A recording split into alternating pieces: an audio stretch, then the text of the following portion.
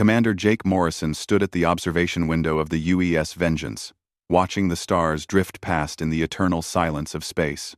His reflection stared back at him, showing the lines that 20 years of military service had carved into his face.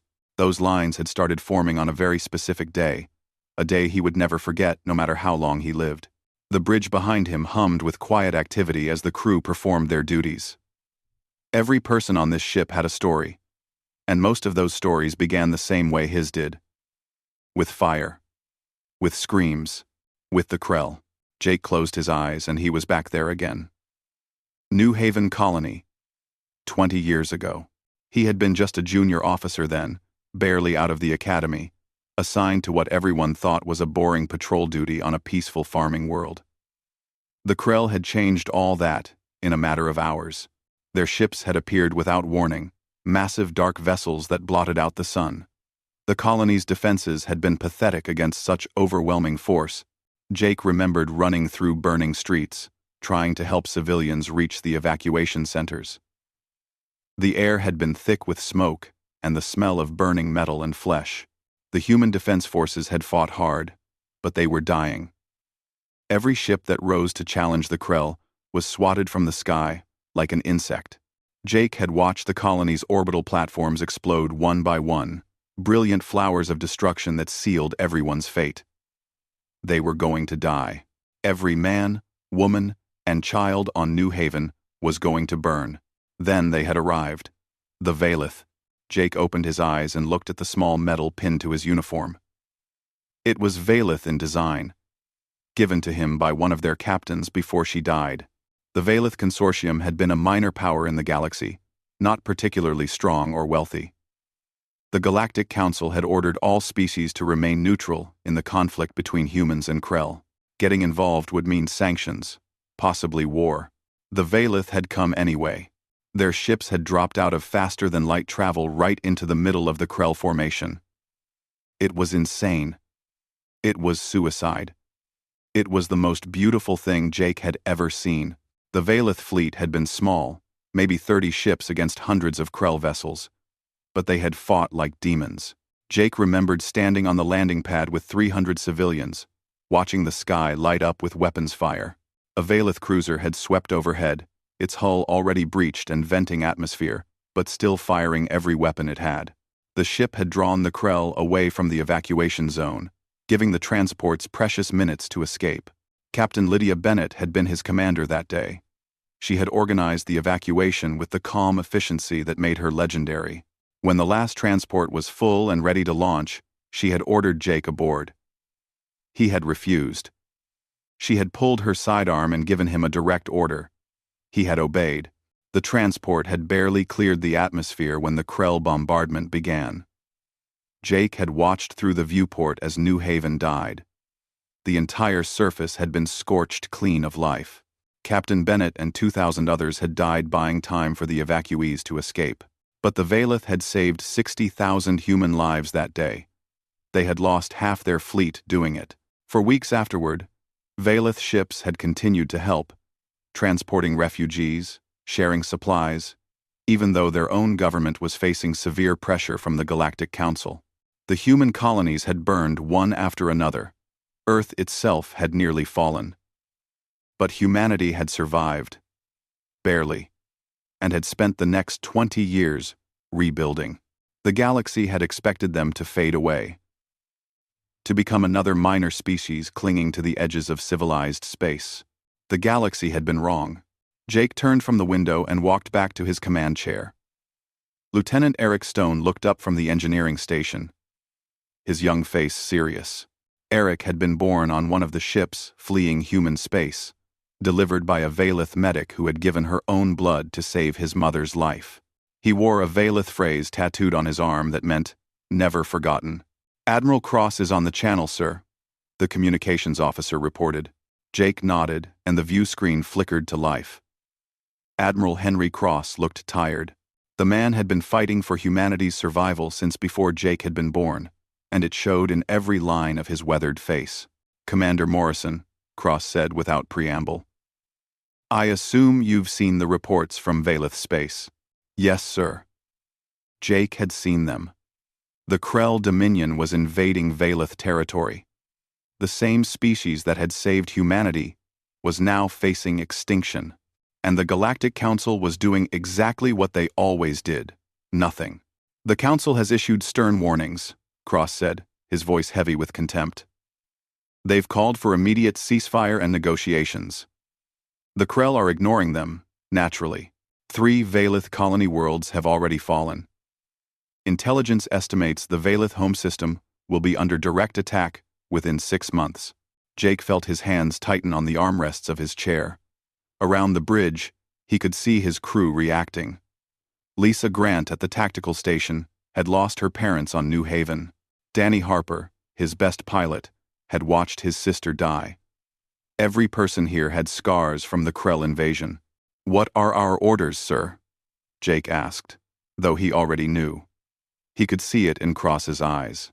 "Earth Command has made its decision," Cross said quietly. "The Galactic Council can go to hell.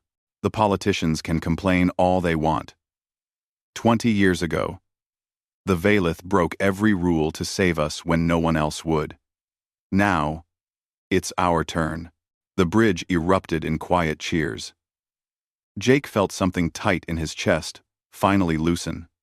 This was right. This was what honor demanded. "The Third Fleet is mobilizing," Cross continued. 300 ships, Commander. Every vessel we can spare, and some we probably can't. You'll take the Vengeance and Battle Group 7. Rendezvous point is Titan Station in 72 hours. We're going to repay our debt." "Doc." "Understood, sir. We'll be ready." Cross leaned forward, his expression intense. "The galaxy is going to lose its mind over this. Jake. We're still recovering. We're risking everything to help aliens most humans have never even met. But I was there too. I remember what the Valeth did for us. A. So do we all, sir," Jake said firmly. After the transmission ended, Jake stood and faced his crew. Every eye was on him. These were good people, the best humanity had to offer. They had all volunteered for the defense fleet, knowing it meant a life of danger. Now, they were being asked to risk everything for another species. "You heard the Admiral," Jake said. "We're going to war. Not for territory. Not for resources. We're going to fight because 20 years ago, people we'd never met decided our lives were worth saving. They paid for that decision with their blood. Now the Krell are coming for them, and we're going to make sure that when the history books are written, they'll say humanity remembers its debts." The crew was already moving. Preparing the assembly of the human fleet at Titan Station was something that would be talked about for generations. 300 warships, representing every class and type humanity had built in its desperate climb back from near extinction. From massive dreadnoughts to swift destroyers, they gathered in the shadow of Saturn's largest moon like a swarm of metal predators. Jake Morrison walked the corridors of the Vengeance, inspecting the final preparations. The ship was alive with activity as crew members rushed to complete their tasks. In the cargo bays, engineers were loading the last of the supplies. In the armory, weapons specialists were calibrating the new systems that Earth scientists had developed in secret. Those weapons were humanity's ace in the hole. The galaxy thought it knew what human technology could do. They were wrong. 20 years of focused research, driven by the memory of burning worlds and desperate last stands, had produced innovations that would shock even the most advanced species. Lieutenant Eric Stone met Jake in the main engineering bay. The young officer's hands were covered in grease, and he looked like he hadn't slept in days. Behind him, the new shield generators hummed with barely contained power. "How's it looking, Eric?" Jake asked. Eric grinned despite his exhaustion. "The regenerative shields are operating at 112% efficiency, sir. Better than the simulations predicted. The AI targeting systems are fully integrated across all weapons platforms. And the new missiles." He paused, his grin widening. "The Krell are going to hate these, sir." Jake allowed himself a small smile. The missiles Eric was referring to could track targets through faster-than-light jumps and adjust their course mid-flight. Traditional point defense systems would be almost useless against them. Human engineers had looked at every weapon the Krell used and designed counters for each one. Good work, Lieutenant. Get some rest. We jump in 6 hours. Rest, sir? Eric laughed. There'll be time to rest when the Valith are safe. Jake understood the sentiment. Throughout the fleet, that same dedication burned in every crew member. This wasn't just another military operation. This was personal. In the recreation deck, off-duty personnel had gathered to watch the news feeds from Valith space. The reports were grim. The Krell were advancing steadily, and the Valith defense forces were being overwhelmed. Millions of civilians were trapped on worlds under siege. Danny Harper sat in the pilot's ready room, running combat simulations on his tablet. The young pilot had already logged more flight hours than some officers twice his age. His sister had died on New Haven, cut down by Krell weapons fire while trying to help others escape. Danny had been 9 years old. He had spent the next 20 years preparing for this moment. "You're going to burn yourself out before we even get there," said Lieutenant Sarah Matthews, settling into the seat next to him. Sarah was Danny's wingmate, one of the best pilots in the fleet. "Can't burn out?" Danny replied without looking up. "Every second I'm not training is a second I might fail when it counts. The Valith didn't give up on us. I won't give up on them." Sarah nodded. She understood. Everyone on the ship understood. They had all lost someone. They all remembered being helpless, while aliens they'd never met died to save them. On the medical deck, Dr. Karen Wells supervised the final inventory of supplies. She had requisitioned enough equipment to handle mass casualties, and then doubled it. She knew what war looked like. She had treated the burned and broken survivors of New Haven, had held dying children while their parents screamed. Her staff worked with quiet efficiency. Every medic, every nurse, every technician knew they would soon be fighting their own battle against death and injury. Karen had trained them well. They would save everyone they could, and they would honor those they couldn't. A young medical officer named Peter Cole approached her with a data pad. "Dr. Wells, we've received the casualty projections from Fleet Command." Karen took the pad and read the numbers. They were sobering. Fleet Command estimated 15 to 20% casualties in the initial engagement, higher if the Krell had reinforcements. She had seen worse projections. But that didn't make these numbers any easier to accept. "Make sure everyone reviews the Krell physiology data," she instructed. "We might end up treating Valith wounded as well. I want every member of this team ready for anything." The hours passed quickly. Jake returned to the bridge as the countdown to departure began. Around him, his officers took their stations. Lisa Grant was at tactical, her fingers already dancing across the controls as she reviewed the weapon systems one final time. Communications, navigation, engineering, all of them ready. Admiral Cross appeared on the view screen, broadcasting to the entire fleet. His image was being displayed on every ship, visible to every crew member. "People of Earth's Third Fleet," Cross began, his voice steady and strong. "In a few minutes, we will begin a journey that will take us far from home. We go to repay a debt that has waited 20 years. The Galactic Council has condemned our actions. They call us warmongers and fools. They say we should stay neutral, should let the Valith face their fate alone." Cross paused, his jaw tightening. "They said the same thing when the Krell came for us. And while the Council debated and issued useless statements, the Valith acted. They came for us when no one else would. They died for us. For strangers. Because it was the right thing to do." Around the bridge of the Vengeance, Jake could see his crew nodding. This was why they were here. "Now it's our turn," Cross continued. "We're going to show the galaxy what humanity stands for. We honor our debts. We protect our friends. And we will make the Krell regret the day they decided the Valith were easy prey. All ships, prepare for jump, and may whatever gods you believe in watch over us all." The view screen went dark.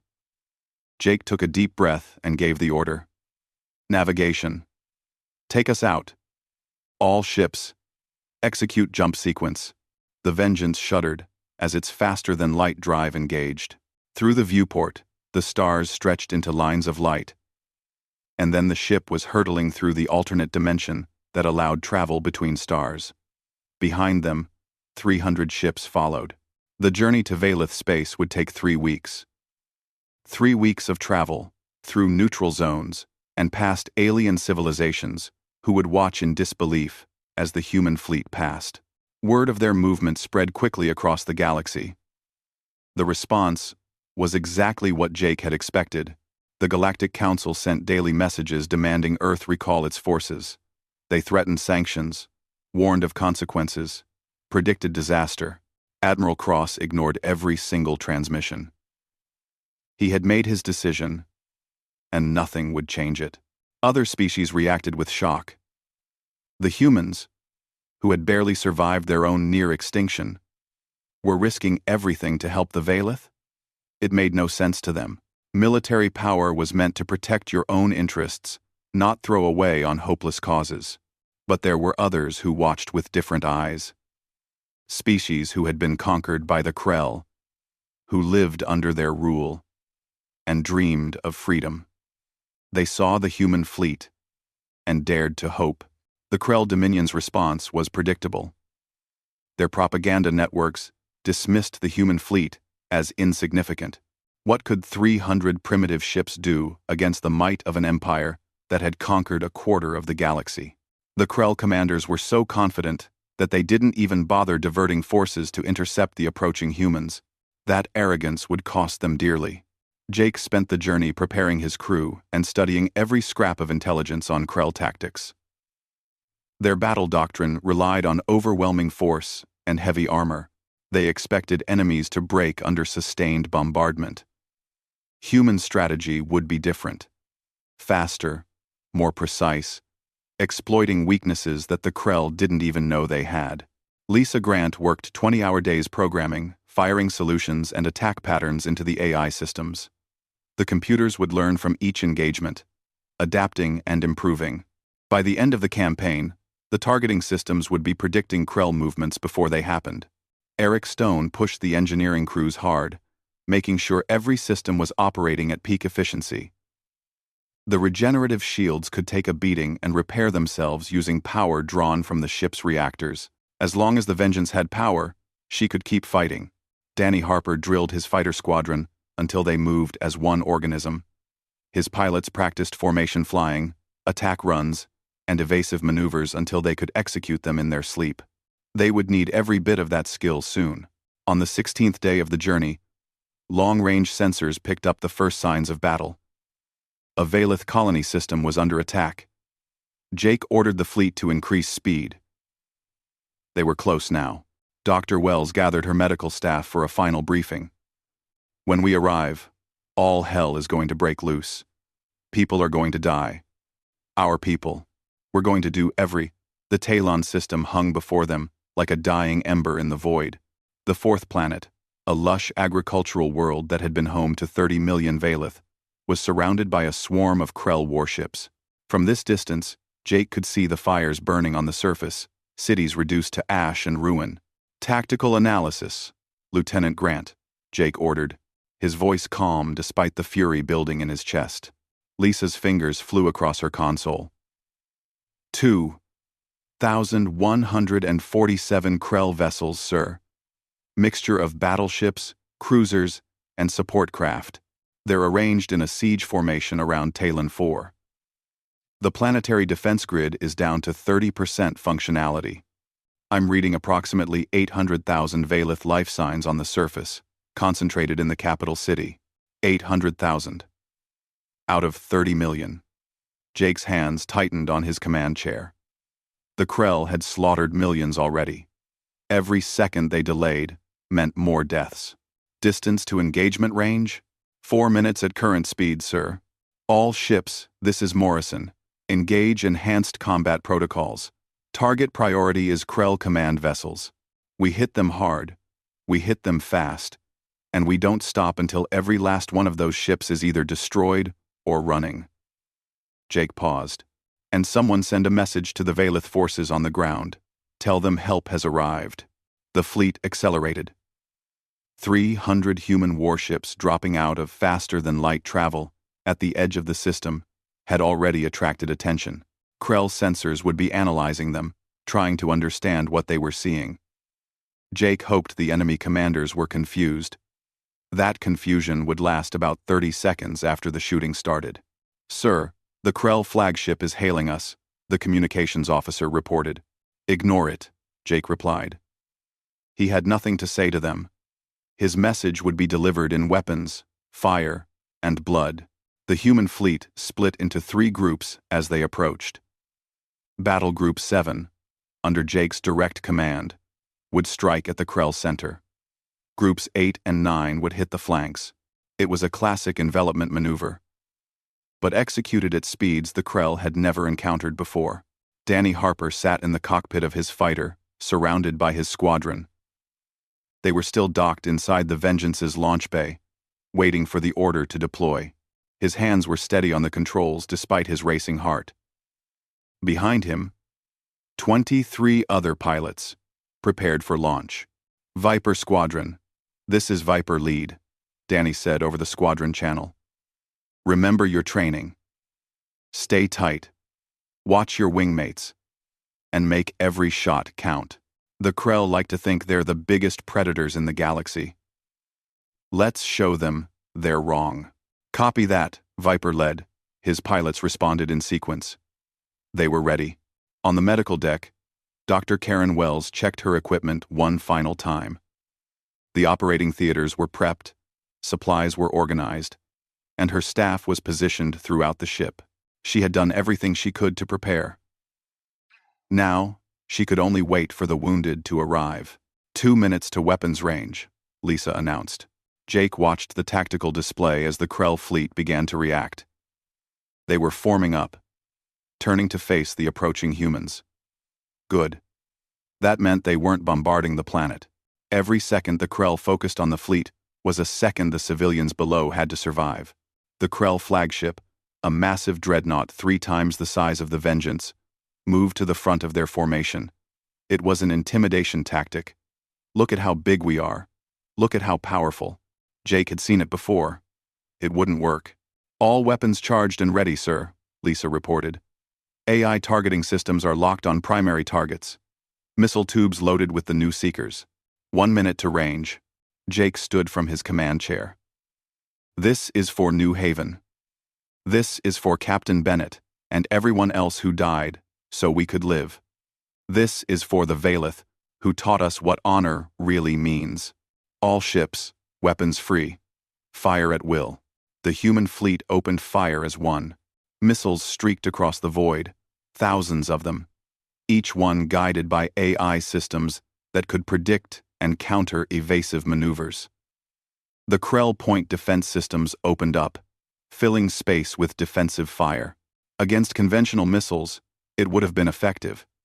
Against human technology, it was like trying to stop a flood with a bucket. The missiles hit. Explosions rippled across Krell hulls as antimatter warheads detonated. Shields collapsed under the barrage. Armor plating, designed to withstand orbital bombardment, crumpled like paper. "Direct hits on 47 targets," Lisa called out. 23 destroyed outright, 24 severely damaged. But the Krell were far from finished. They returned fire with their own weapons. Massive energy beams that could punch through a planet's crust. The human ships scattered, their superior speed allowing them to dodge fire that would have destroyed slower vessels. The Vengeance shuddered as a glancing hit struck her shields. Eric's regenerative system absorbed the impact and began repairing the damage immediately. "Shields at 87%. And recovering, sir. Return fire. Target their flagship." The Vengeance's main guns spoke, sending focused beams of coherent energy straight into the Krell dreadnought's forward section. The enemy ship's shields flared bright, holding against the assault, but human ships were hitting it from multiple angles now. Concentrated fire that no shield could withstand forever. "Launch all fighters," Jake ordered. Throughout the fleet, Launch bays opened and fighters poured out like angry wasps. Danny Harper led Viper Squadron straight toward the Krell flagship, his squadron forming up behind him, in perfect formation. Viper Squadron, attack run Alpha. Target the flagship's shield generators. Let's open her up for the big guns. The fighters accelerated to attack speed, weaving through defensive fire with the skill born from endless training. Krell point defense turrets tracked them. Fired. Missed. The human pilots were too fast. Too good. Danny's targeting computer locked onto the shield generator projectors along the flagship's spine. His missiles launched, followed by those of his squadron. 24 fighters, each launching 4 missiles. 96 warheads converged on a single point. The shield generators exploded in a cascade of secondary detonations. "Shields down on the flagship's forward section," Lisa shouted. "We have a clean shot." Jake didn't hesitate. "All ships in range. Focus fire on that dreadnought. Take it down." Every human ship within range opened fire on the exposed section of the Krell flagship. Energy beams, missiles, kinetic rounds. All of it poured into the wound Viper Squadron had created. The dreadnought's armor held for perhaps 5 seconds. Then it breached. The explosion was visible from the planet below. The pride of the Krell fleet, a vessel that had conquered dozens of worlds, died in a ball of expanding plasma. The shockwave destroyed 3 nearby Krell cruisers. The Krell formation wavered. They had expected an easy fight against an inferior force. Instead, they were being systematically destroyed by an enemy that moved faster, hit harder, and fought with a precision they couldn't match. But the Krell were not cowards, and they had numbers on their side. They rallied and counterattacked with desperate fury. Hundreds of ships converged on the human fleet, accepting losses to get close enough to bring their heavy weapons to bear. The UES Defiance, a cruiser in Battle Group 8, took a direct hit from 3 Krell battleships simultaneously. Her shields collapsed instantly. The next volley tore through her hull, venting atmosphere and bodies into space. "Defiance is gone, sir," the communications officer reported quietly. Jake felt the loss like a physical blow. 300 crew members dead in an instant. But he couldn't afford to mourn. Not yet. "All ships, maintain formation. Don't let them isolate us." The battle raged for hours. In the chaos of combat, time became meaningless. Ships died on both sides. Human vessels, though superior in technology, were outnumbered 7 to 1. The Krell pressed their advantage, surrounding individual ships and overwhelming them with firepower. Danny Harper's squadron ran attack pattern after attack pattern, striking at Krell vessels and darting away before return fire could catch them. He lost 3 pilots in the first hour, 5 more in the second. Each loss hurt, but he kept fighting. On the medical deck, Dr. Wells worked frantically as the wounded poured in. Burns, decompression injuries, shrapnel wounds. She moved from patient to patient with practiced efficiency, saving who she could, holding the hands of those too far gone. "Doctor, we're running low on synthetic blood," one of her nurses called out. "Use the emergency reserves," Karen replied without looking up from the patient she was treating. "And someone get me a vascular regenerator. This man's going to bleed out if I can't seal this artery." The battle turned slowly in humanity's favor. For every human ship destroyed, 10 Krell vessels died. The AI targeting systems learned with each engagement, becoming more effective, more deadly. Lisa Grant watched the tactical display with grim satisfaction as enemy ships fell one after another. "Enemy formation is collapsing, sir," she reported. "They're breaking into smaller groups." That was the beginning of the end. Once a fleet's formation broke, defeat was inevitable. The Krell ships began trying to escape, but human vessels pursued them relentlessly. There would be no mercy. Not after what the Krell had done to Talon 4. 16 hours after the first shot was fired, it was over. The Krell fleet was destroyed. Of the 2,000 ships that had been besieging the planet, Fewer than 100 news of the battle at Talon 4 spread across the galaxy faster than Jake thought possible. Within days, every species with access to the communications network knew what had happened. The impossible had occurred. A human fleet, outnumbered 7-1, had destroyed a Krell armada and liberated an occupied world. The reactions were everything Jake had expected and more. The Galactic Council convened an emergency session and issued a statement condemning human aggression. They called for immediate withdrawal of all human forces from the region. Jake listened to the recording. Admiral Cross forwarded and laughed bitterly. Where had these speeches been when the Krell were burning human colonies? But the Council's condemnation meant nothing. What mattered was the effect the victory was having on the Krell Dominion itself. Intelligence reports, flowing back to the fleet, painted a picture of an empire in shock. The Krell had not suffered a major defeat in over a century. Their reputation for invincibility had been shattered in a single day. Jake stood on the bridge of the Vengeance, now in orbit around Talon 4, and watched as relief supplies were ferried down to the surface. The Valeth survivors were emerging from their shelters, looking up at the sky where human ships now stood guard. Some were crying. Others were celebrating. All of them were alive, because humanity had kept its promise. Sir, Admiral Cross is on priority channel. Communications reported. The Admiral's face appeared on the screen, and he looked pleased. Good work at Talon, Jake. Fleet Command is very satisfied with the results. Thank you, sir. But the job's not finished. The Krell still have occupation forces in 5 other Valeth systems. I know. That's why I'm ordering the fleet to split up. We need to move fast. Hit multiple targets simultaneously. The Krell are pulling back forces from other sectors to deal with you. That means they're weakening their positions elsewhere. Other species are starting to notice. Jake understood immediately. Rebellions? 3 so far. Species the Krell conquered years ago are seeing an opportunity. If we keep the pressure on, the Dominion could collapse from within. Cross leaned forward. You'll take Battle Group 7 to the Helion system. Intelligence says the Krell have ground forces there executing Valeth civilians. Stop them. Off them. Understood, sir. What about the other battle groups? Group 8 is heading to the Dantar Nebula to hit Krell supply lines.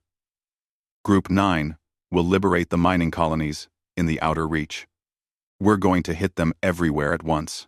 Make them realize they can't hold what they've taken. After the transmission ended, Jake called his senior officers to the briefing room. Lisa Grant arrived first, followed by Eric Stone and Danny Harper. Dr. Wells came last, looking exhausted. She had been working in the medical bay since the battle ended, treating wounded from both the fleet and the planet below. We have new orders, Jake began, bringing up a star chart. The Helion system. Population 12 million Valeth. Currently under Krell occupation. Intelligence reports indicate the Krell are conducting mass executions. The room went silent. Danny's jaw tightened. Lisa's hands curled into fists. Even Eric, normally calm and analytical, looked angry. How long until we can jump? Danny asked. The Vengeance needs another 6 hours for repairs, Eric replied. But we can be ready in 4, if we skip some of the non-essential maintenance. Make it 3, Jake ordered. Every hour we delay is another hour the Krell have to kill civilians. Lisa, I want targeting solutions prepared for precision orbital strikes. We're going to hit Krell positions hard, but we can't risk civilian casualties. I'll have them ready, sir, Lisa promised. The fleet departed Talon 38 hours after the battle. The Valeth survivors watched them go, transmitting messages of gratitude that filled the communications channels. Jake listened to some of them, parents thanking human crews for saving their children. Soldiers praising the courage they had witnessed. Civilians who simply couldn't believe anyone had come to help them. The journey to Helion took 5 days. Jake spent the time reviewing intelligence on Krell ground forces.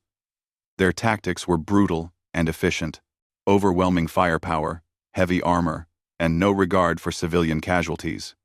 The Krell believed that fear was the best weapon. They used it liberally. But the Krell had never faced an enemy like humanity. An enemy that remembered what it felt like to be helpless. An enemy that would go to any lengths to protect the innocent. Captain Susan Morris commanded the stealth ship UES Shadow, part of a small task force operating independently from the main fleet. Her orders were simple: find Krell supply convoys and destroy them. No mercy. No survivors. Susan had been a logistics officer during the Krell invasion of human space. She had watched as supply lines collapsed and soldiers went without ammunition and food. She knew how devastating it could be when an army couldn't feed itself. Now she was going to teach that lesson to the Krell. The Shadow dropped out of faster-than-light travel in the Dantar Nebula, a region of dense gas clouds that played havoc with sensors. Perfect hunting grounds. Susan's crew had modified their ship with experimental stealth technology that made them nearly invisible to conventional detection. Contact, her sensor officer reported. Krell supply convoy, 12 transports with 4 escort frigates. They're on course for the occupied zone. Battle stations, Susan ordered quietly. Arm all torpedo tubes. Target the escorts first. The Shadow glided through the nebula like a ghost. The Krell escorts had no idea death was approaching. When Susan gave the order to fire, 4 torpedoes launched simultaneously, each one targeting a different frigate. The escorts exploded within seconds of each other. Before the convoy could react, the Shadow was firing again. Torpedoes slammed into the undefended transports, igniting their cargo holds. Food, ammunition, fuel, all of it went up in massive fireballs. All targets destroyed, Captain. Weapons reported. Good. Find me another convoy. Over the next week, Susan and her task force destroyed 17 convoys. Thousands of tons of supplies that would never reach Krell forces. The occupation armies began to starve. Meanwhile, Battle Group 7 arrived at Helion. The system was a nightmare. Long-range scans showed Krell forces concentrated around the major cities, but instead of military positions, the sensors were picking up mass graves. The executions had been going on for weeks. How many? Jake asked quietly. Lisa checked her display, her face pale. Conservative estimate: 4 million dead, sir. The Krell are systematically wiping out the population. 4 million. The number was almost incomprehensible. Jake felt rage building in his chest, cold and focused. Get me firing solutions on every Krell position. I want precision strikes. Kill the occupiers, save the civilians. Sir, some of the Krell positions are too close to civilian centers. We can't hit them without risking collateral damage. Then we go in on the ground. Prepare landing teams. Eric spoke up. Sir, we're not equipped for large-scale ground operations. We'll make do. Get me volunteers. Anyone with combat training. We're going down there. Within hours, Jake had assembled a strike force of 300 Marines and crew members with military experience. It wasn't much against thousands of Krell ground troops, but it would have to be enough. Danny Harper volunteered to fly the assault shuttles. Dr. Wells insisted on coming too, bringing a medical team to treat civilians. The orbital bombardment began at dawn over Helion's capital city. Human ships in orbit unleashed precisely targeted strikes on Krell positions. Lisa's calculations were perfect. Every shot hit exactly where it was supposed to, destroying Krell strong points while leaving civilian structures untouched. But the Krell had fortified positions inside the city where orbital strikes would cause too much collateral damage. That's where Jake's ground teams came in.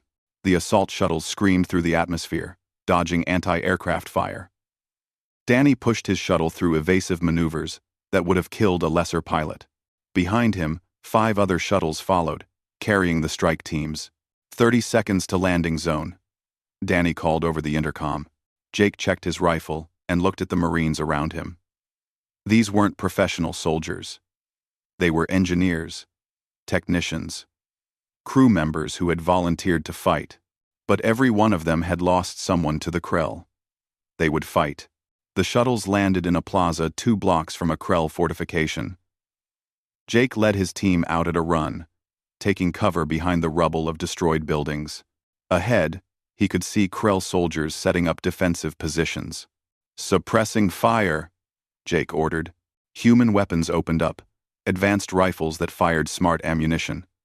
The rounds could course-correct mid-flight, making cover almost useless. Krell soldiers fell, their heavy armor no match for weapons designed specifically to defeat it. But the Krell had numbers.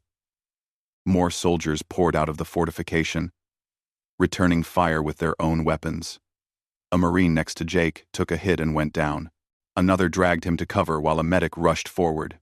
"We need to break their line," Jake shouted. The Marines threw grenades in a coordinated volley. The explosions tore through the Krell position. Jake led the charge forward, his team following.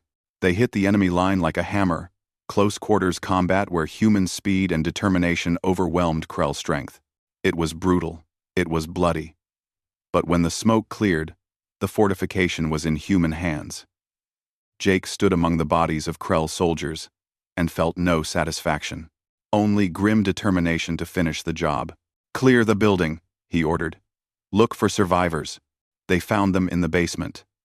200 Valith civilians, locked in cells, waiting for execution. Dr. Wells and her team rushed in, beginning medical treatment.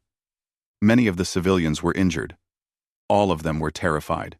Jake knelt beside a Valith child, no more than 6 or 7 in human years. The child looked up at him with wide eyes. "You're safe now," Jake said gently. "We won't let them hurt you anymore." The war entered its 4th month, and the galaxy watched in amazement as the impossible continued to happen. Everywhere the human fleet went, the Krell died. What had begun as a mission to repay a debt had become something larger. Humanity was dismantling an empire. Jake Morrison sat in his ready room aboard the Vengeance, reviewing reports from across the combat zone. The numbers told a story of steady progress. 12 Valith systems liberated, 400 Krell ships destroyed, supply lines cut, ground forces defeated. But the cost was mounting. The human fleet was down to 230 ships. Over 10,000 personnel dead. A knock at his door interrupted his thoughts. "Come in." Lisa Grant entered, carrying a data pad. She looked tired, they all did, but there was excitement in her eyes. "Sir, you need to see this. Intelligence just intercepted Krell military communications." Jake took the pad and read. His eyes widened. The Krell were pulling back forces from 9 different sectors. Not to reinforce their positions in Valith space, but to defend their own territory. Because something unexpected was happening. "Rebellions," Lisa said, confirming what Jake was reading. "The species the Krell conquered are rising up. The Thalax in the Outer Rim launched a full-scale revolt 3 days ago. The Mordian Republic has declared independence. Even some of the Krell client states are breaking away." Jake felt a grim smile form. "They see the Krell bleeding, and they're taking their chance." "It's more than that, sir. According to this intelligence, some of these species are specifically citing what we did as inspiration.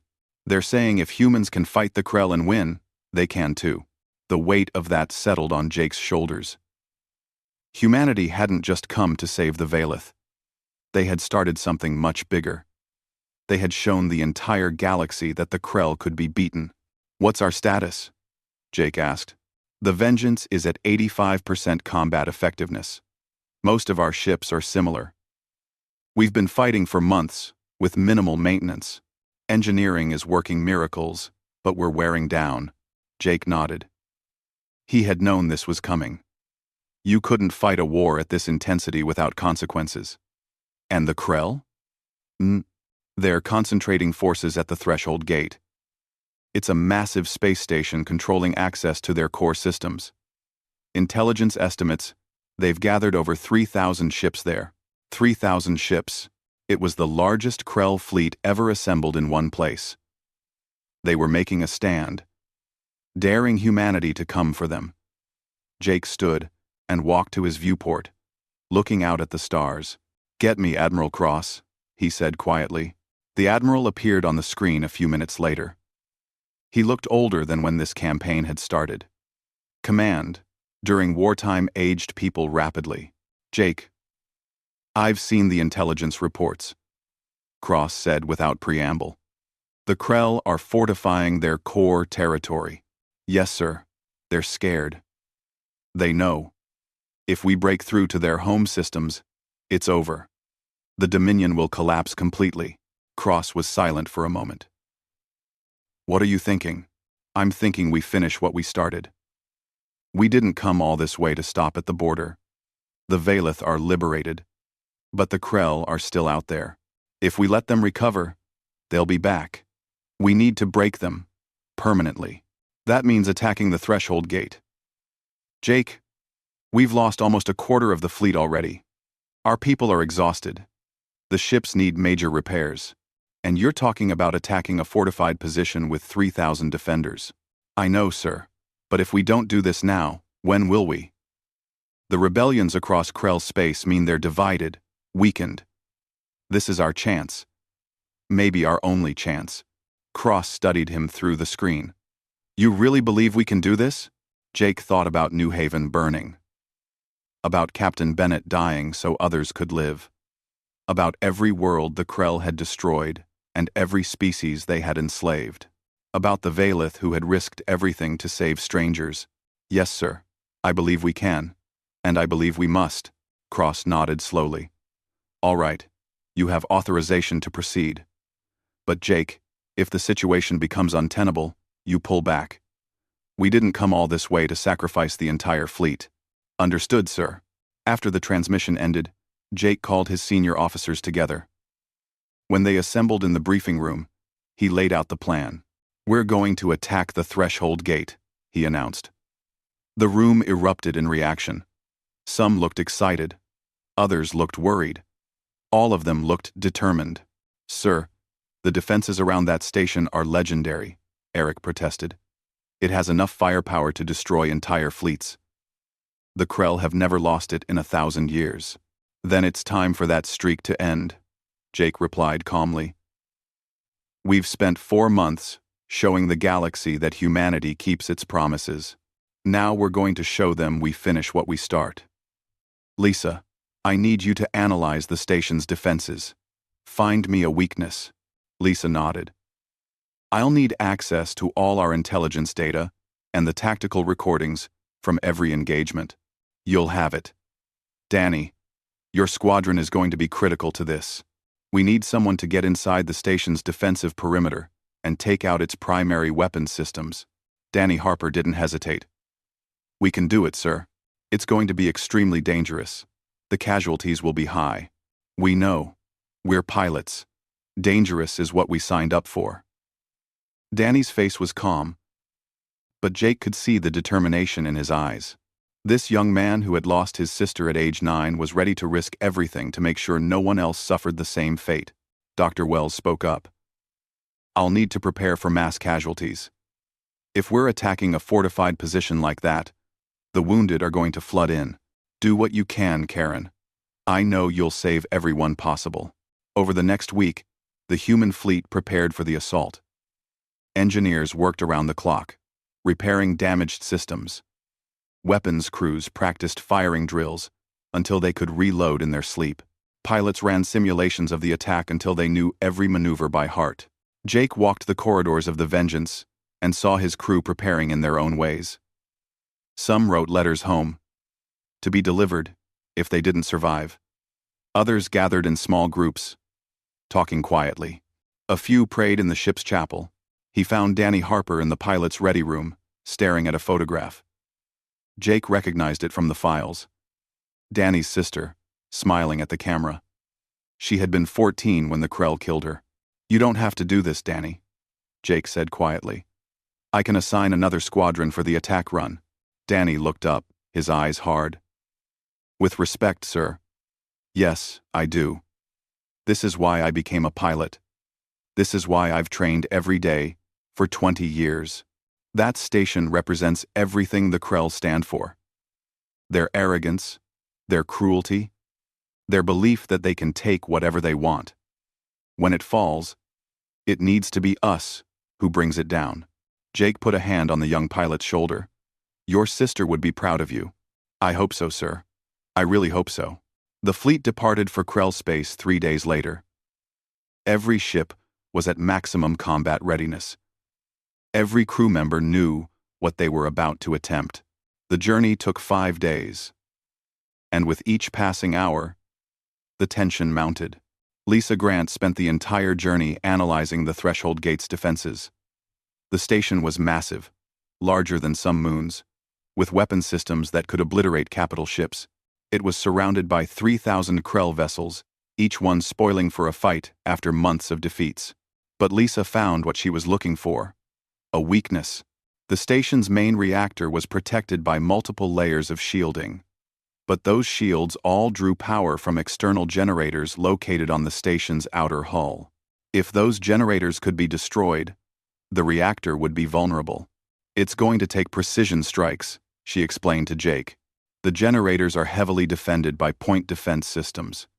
We'll need to get ships in close enough that the station's main weapons can't target them without hitting their own hull. How close? Within 500 meters of the hull, Eric whistled. That's insane. At those speeds, any mistake means instant death. I know, Lisa said calmly. But it's the only way. Jake looked at his officers. These people had followed him into hell and back. They had fought impossible battles and won. Now he was asking them to risk everything one more time. All right, he said. We do it. Danny, your squadron takes out the generators. The rest of the fleet will engage the Krell ships and keep them busy. Once the generators are down, we hit the re of the space around the Threshold Gate, exploded into chaos within seconds of the first shot. 3,000 Krell warships launched themselves at the human fleet with desperate fury. They knew what was at stake. If the humans broke through here, the Dominion was finished. Jake gripped his command chair as the Vengeance shuddered under weapons fire. All around him, his crew worked with practiced efficiency. This was their 27th major engagement in 4 months. They had become experts at the brutal arithmetic of space combat. Evasive pattern delta, Jake ordered as a Krell battleship bore down on them. The Vengeance rolled, her engines screaming as she dodged a barrage that would have split her in half. Return fire from her weapons tore through the battleship's shields. Direct hit on target, Lisa called out.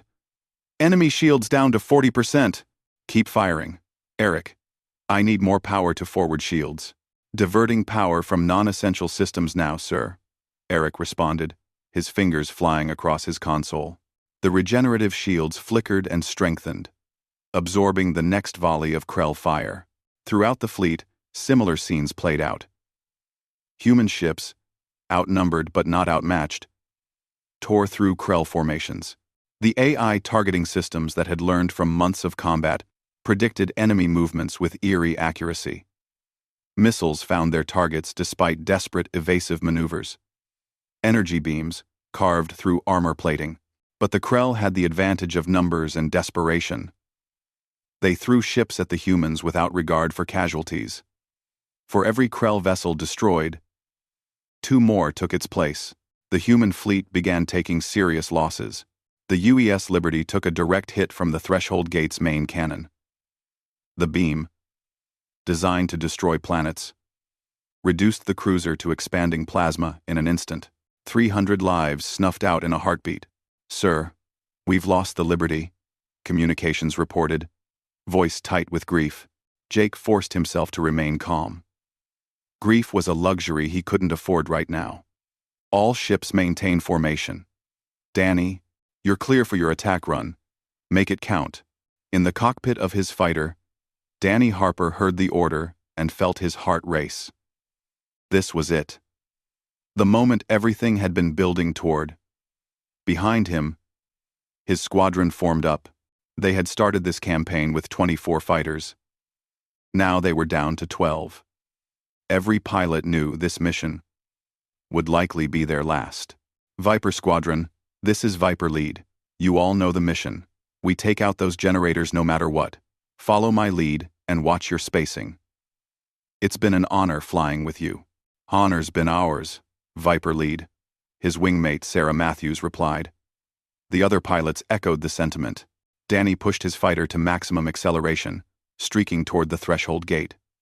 The station's point defense systems immediately locked onto the incoming fighters, filling space with defensive fire. The pilots weaved and dodged, their skills pushed to the absolute limit. A fighter to Danny's left exploded as point defense fire found it. Then another. The squadron pressed on, closing the distance to the massive station. 500 meters. 400. 300. Now! Danny shouted. Break and attack! The remaining fighters split up, each one heading for a different generator. Danny's targeting computer locked onto his assigned target. A massive cylindrical structure jutting from the station's hull. Point defense turrets swiveled to track him, firing streams of energy that turned the space around him into a death zone. He juked left, rolled right, pushed his fighter through maneuvers that would have killed a lesser pilot. The missiles launched, streaking toward the generator. One was destroyed by defensive fire. The other two hit true.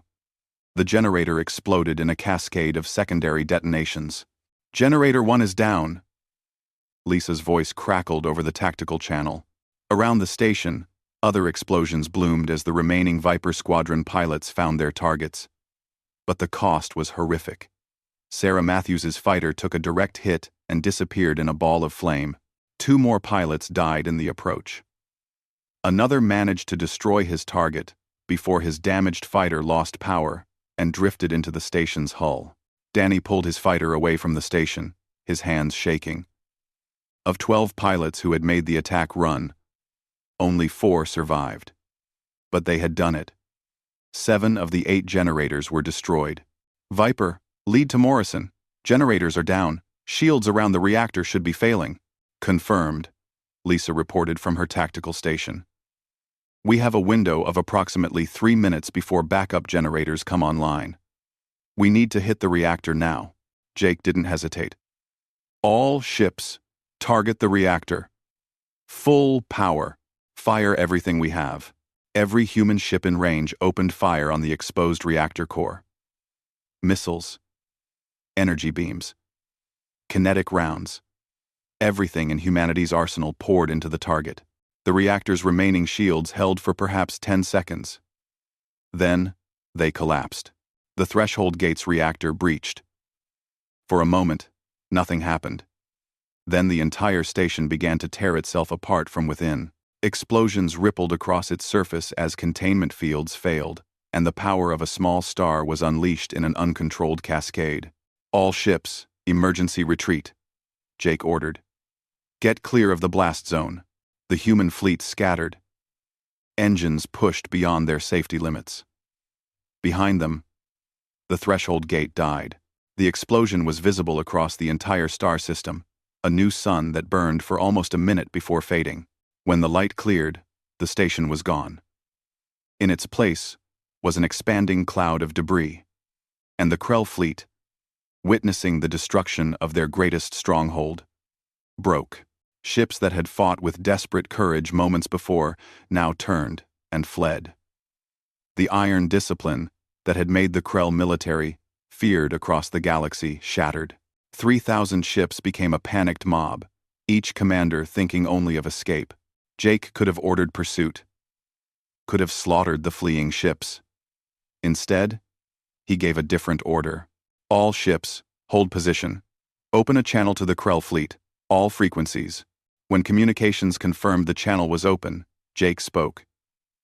His voice was calm, measured, and utterly implacable. Krell commanders. This is Commander Jake Morrison of the Human Defense Fleet. You came to Valeth space, believing you could take what you wanted, without consequence. You believed your strength made you invincible. You were wrong.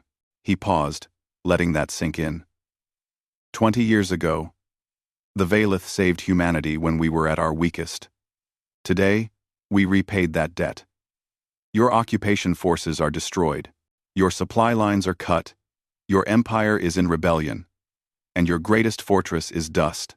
Jake's voice hardened. We could destroy your fleet right now. We could push into your home systems and burn your worlds the way you burned ours.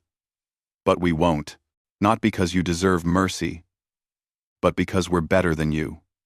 We're not conquerors. We're not butchers. We came here to save our friends, and we've done that. He leaned forward. But hear this, and hear it well.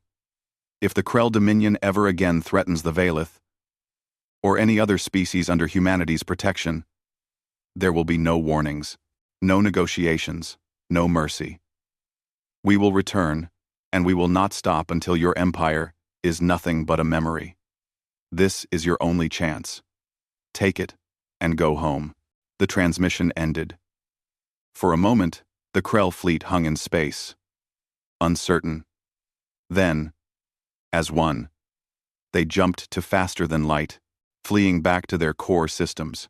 The bridge of the Vengeance erupted in cheers. Crew members hugged each other, cried, laughed. They had done it. Against impossible odds, they had won. Jake stood and looked at his crew. These brave people who had followed him into hell and back. Well done, he said quietly. All of you. Well done. Dr. Karen Wells arrived on the bridge an hour later. She looked exhausted, her medical scrubs stained with blood. But she was smiling. Final casualty count, she reported. 63 ships destroyed.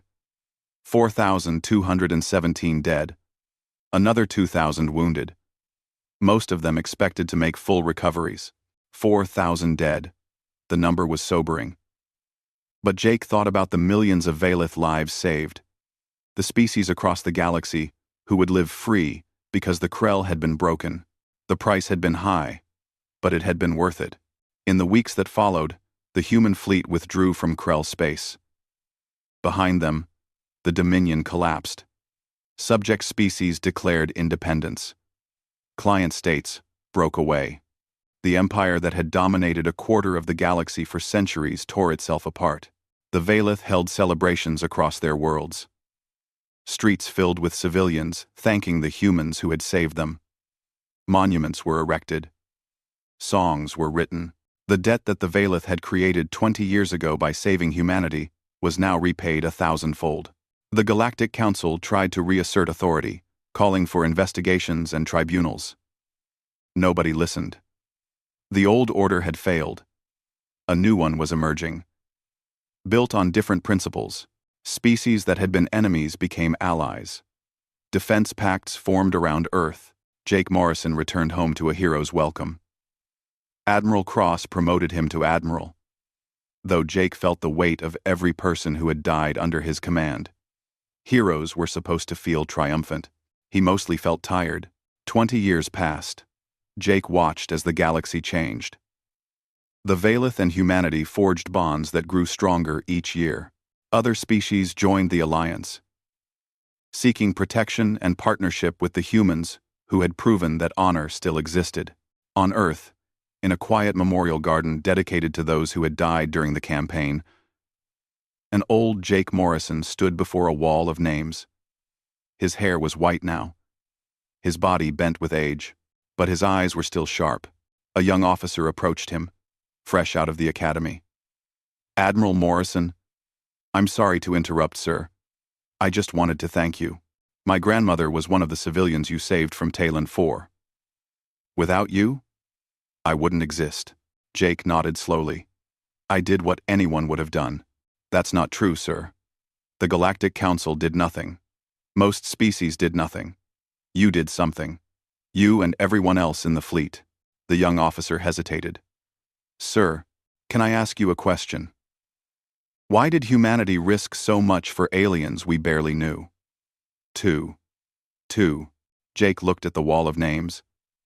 4,217 people who had given everything. He thought about Captain Lydia Bennett, who he had never met, but whose sacrifice had started it all. He thought about the Valeth ships diving into hell to save strangers. We were saved when we were weak, Jake said quietly. When we grew strong, we remembered. That's what separates civilization from barbarism. That's what makes us human. We remember our debts, and we honor them, always. The young officer saluted and walked away. Jake remained, standing in the garden as the sun set. Around him, the names of the fallen caught the fading light. They had all died, so others could live. So that honor would mean something, in a galaxy that had forgotten its value. So that when the weak cried out for help, someone would answer. Jake Morrison smiled, despite the tears on his weathered face. They had changed the galaxy. They had proven that strength without honor was meaningless. They had shown every species that watched that humanity kept its promises. And in doing so, they had repaid a debt that would echo across the stars for generations to come. Tector with everything we have. Danny nodded. We won't let you down, sir. On the day of the battle, the human fleet dropped out of faster-than-light travel at the edge of the Krell home system. Before them loomed the threshold gate, a massive construct of metal and weapons. Around it, 3,000 Krell ships waited. Jake stood on the bridge and took a deep breath. All ships, this is Morrison. Today we end this. For the Valeth. For humanity. For every species the Krell have ever oppressed.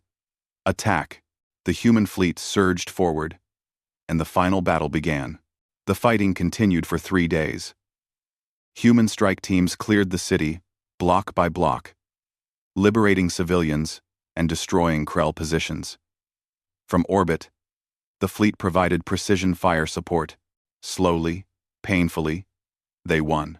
When the last Krell soldier was dead or captured, Jake stood in the city center and looked at what they had accomplished. 8 million Valeth survivors, freed from occupation. The cost had been high, 27 human dead, another 70 wounded. But they had saved lives. They had made a difference. Across Valeth space, the pattern repeated. Human forces struck at Krell positions, liberating worlds, destroying occupation forces. The Krell dominion was reeling, and in the dark spaces between stars, other species watched and learned. The Krell were not invincible. Humanity had proven that. Scaped, they fled toward Krell space, carrying word of their defeat. Jake surveyed the aftermath. The human fleet had paid a price. 40 ships destroyed, thousands dead. But Talon 4 was free. The Valeth survivors on the planet were already sending messages of gratitude and disbelief. Sir, we're being hailed by the Valeth ground commander. Communications reported. Put them through. A Valeth appeared on the screen, her alien features showing exhaustion and hope in equal measure. Human commander, we cannot express our gratitude. You came for us. You saved us. Why? No. Jake thought of New Haven burning. Of Captain Bennett dying so others could live. Of a debt. 20 years old. Because you came for us when we needed you, he replied simply. Now rest, Commander. You're safe. We'll make sure the Krell never threaten you again. We can to prevent that. But we won't save everyone. Don't let that stop you from fighting for the ones you can save. The crew prepared themselves in their own ways.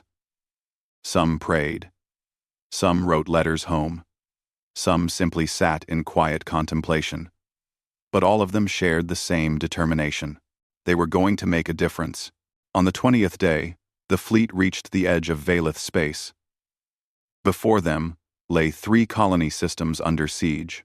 Long-range scans showed Krell battle groups surrounding the planets, and the devastation they had already caused was visible even from this distance. Jake stood on the bridge and looked at the tactical display. 2,000 Krell ships. It should have been terrifying. Instead, he felt only cold determination. All ships, battle stations, he ordered. Let's go. Return the favor, NG the ship for the journey ahead.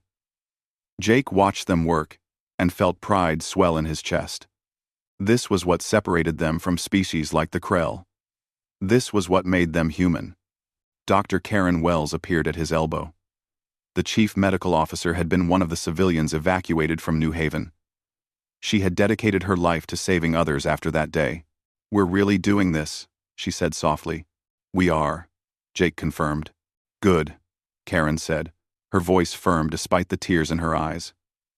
I've waited 20 years to repay what they gave us. Let's go save some lives.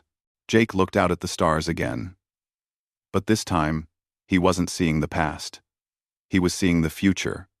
A future where humanity kept its promises, no matter the cost. The Krell had no idea what was coming for them. The galaxy was about to learn that humanity never forgot its friends.